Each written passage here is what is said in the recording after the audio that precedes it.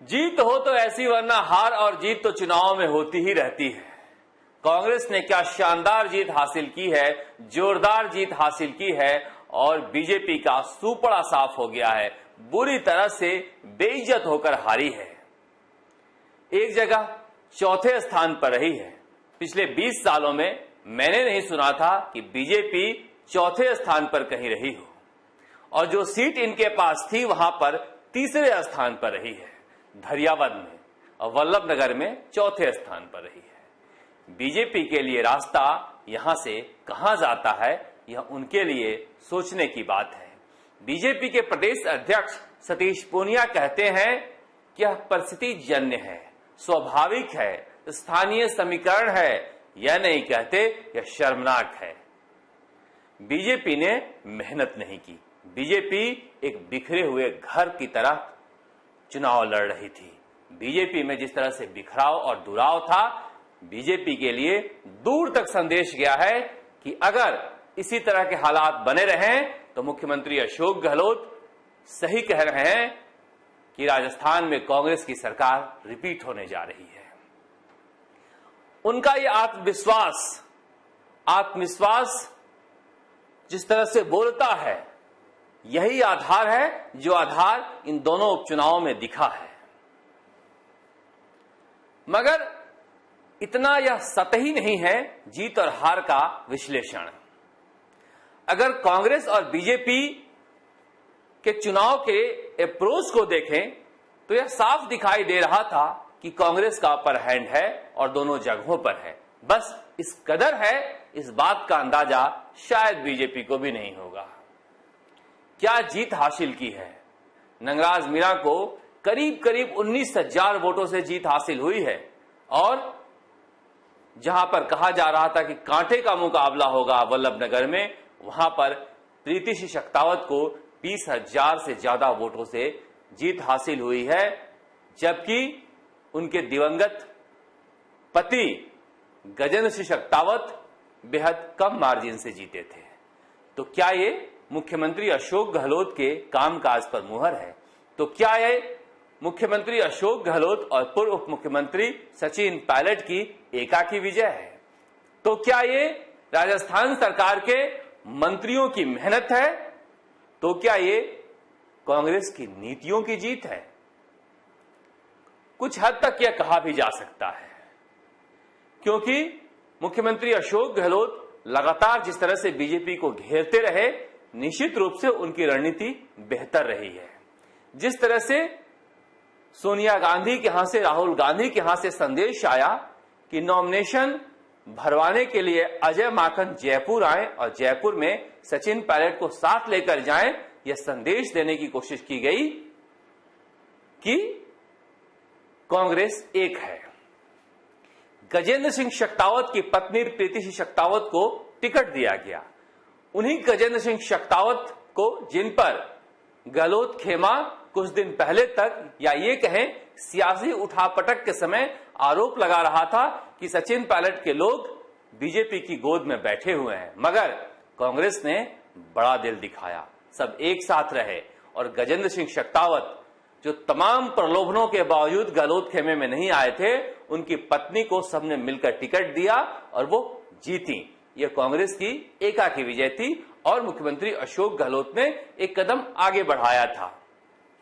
इसी तरह से नंगराज मीणा, पिछली बार सचिन पायलट ने इनको टिकट दिया था, मुख्यमंत्री अशोक गहलोत ने पुराने कार्यकर्ता पर भरोसा जताया, इसलिए जीत हुई है। जीत इसलिए हुई है कि डीजल, पेट्रोल, रसोई गैस और हर चीज की महंगाई से जनता परेशान है। जीत इसलिए हुई है कि कांग्रेस के दर्जन भर मंत्री, चाहे वो प्रताप सिंह खाचरियावास हो, प्रमोद जैन भाया हो, या फिर अर्जुन बामणिया हो, अशोक चांदना हो, सभी के सभी लोग वहां पर जमीन पर मेहनत करते रहे। 20 दिनों तक कोई हिला डुला भी नहीं। इसे मेहनत कहते हैं, इसे जीतने की ललक कहते हैं। और मुख्यमंत्री अशोक गहलोत के लिए बहुत कुछ दांव पर लगा हुआ था। दांव पर यह लगा हुआ था कि सचिन पायलट पीछे खड़े हैं। हालांकि सचिन पायलट बार बार कह रहे थे कि हम दोनों सीटों पर जीत रहे हैं, मगर फिर भी उन्हें लग रहा है कि एक नौजवान खड़ा है और हम उस दहलीज पर खड़े हैं जहां पर कहीं से भी विदाई हो सकती है, इसलिए जीत जरूरी है। अशोक चांदना भी संन्यास नहीं लेंगे, क्योंकि उनका प्रण भी पूरा हो गया है। यह तो रही कांग्रेस की जीत की कहानी, मगर यह जीत और इस जीत की कहानी पूरी नहीं है। यह बेहद खतरे वाली जीत है। अब देखिए, जिस तरह से वहां पर भारतीय ट्राइबल पार्टी के अनाधिकृत कैंडिडेट डामोर ने 51,000 वोट लाए हैं, निश्चित रूप से यह कांग्रेस के लिए खतरे की घंटी है। यहां तो ठीक है कि कन्हैयालाल मीणा ने अपने सारे वोट कांग्रेस को ट्रांसफर करवा दिए, मगर भारतीय ट्राइबल पार्टी का उदय इस शोर में खोना नहीं चाहिए। धरियावद में बड़ी ताकत बनकर उभरे हैं। वहां पर मैनेज करके भारतीय ट्राइबल पार्टी के कैंडिडेट के रूप में गणेश मीणा को उतारा गया था। भारतीय ट्राइबल पार्टी के कार्यकर्ताओं और विधायकों ने इस खेल को समझ लिया और वहां पर थावरचंद डामोर को उतारा और 51,000 से ज्यादा वोट लेकर आए। बीजेपी तीसरे स्थान पर ही 46,000 के आसपास वोट है केसी मीणा को। तो ये खतरा अगले आने वाले विधानसभा चुनाव के लिए कांग्रेस के लिए है, क्योंकि वहां पर कन्हैयालाल मीणा या फिर कांग्रेस की कोई बड़ी नेता इस तरह से वोट ट्रांसफर कराने के लिए आपके साथ नहीं खड़ी होंगी। ये वोट का मैनेजमेंट जो हुआ है वो मैनेजमेंट चुनाव में चलेगा नहीं। वहां पर जो नॉन ट्राइबल वोट था बीजेपी के पास, वो कांग्रेस में ट्रांसफर हुआ है इस बार। इसलिए इतना ज्यादा जो दायरा है जीत हार का वो लग रहा है, मगर यहां पर एक बड़ा खतरा अगले आने वाले चुनाव के लिए तैयार है। अब वल्लभनगर की बात करते हैं। वल्लभनगर में देखिए, प्रीति सिंह शक्तावत ने शानदार जीत हासिल की है। उनके साथ सहानुभूति का वोट था और गजेंद्र सिंह शक्तावत जो सचिन पायलट के सिपह सलार थे, उनके प्रति लोगों में सहानुभूति थी। मगर यह देखिए कि रणधीर सिंह भिंडर और उदयलाल डांगी ने दोनों ने 40,000 से ज्यादा वोट लाए हैं। बीजेपी कैंडिडेट भी 20,000 से ज्यादा वोट लाया है। अगर ये तीनों बीजेपी के अधिकृत और अनाधिकृत प्रत्याशियों को वोट को मिला लें तो निश्चित रूप से कहीं ज्यादा है कांग्रेस कैंडिडेट के वोट से। इसलिए आने वाले चुनाव के लिए यह कोई अच्छा संकेत नहीं है।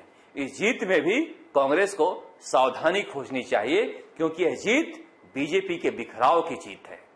सही मायने में तमाम